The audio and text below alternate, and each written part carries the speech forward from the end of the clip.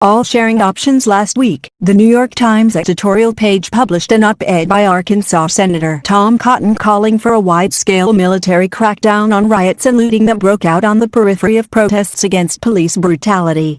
It immediately caused an uproar both inside and outside the Times, as covered in the Times itself, the Washington Post, Slate, and here at Vox by my colleague Zack Beauchamp.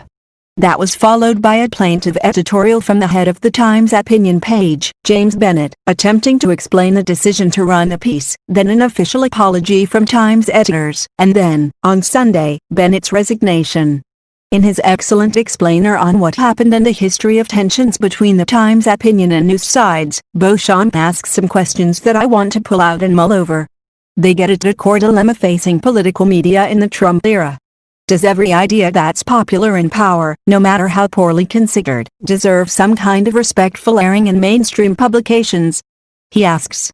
Or are there boundaries, both of quality of argument and moral decency, where editors need to draw the line, especially in the Trump era?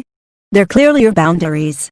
The Times would not publish an op-ed advocating for a return to chattel slavery in the U.S. Presumably no mainstream U.S. publication would. If it was found that a U.S. senator, or a group of them, believed in the return of slavery, the Times would not give the senator space to make his case in the op-ed section. It would assign reporters to cover the story, like a scandal. That slavery is abhorrent is taken as a background assumption informing coverage, not a subject of legitimate debate in which both sides deserve a hearing. So the question is where are the boundaries and, just as importantly, who draws them? Who decides what is in bounds and out of bounds? Is it the press's job to draw those lines and defend those boundaries?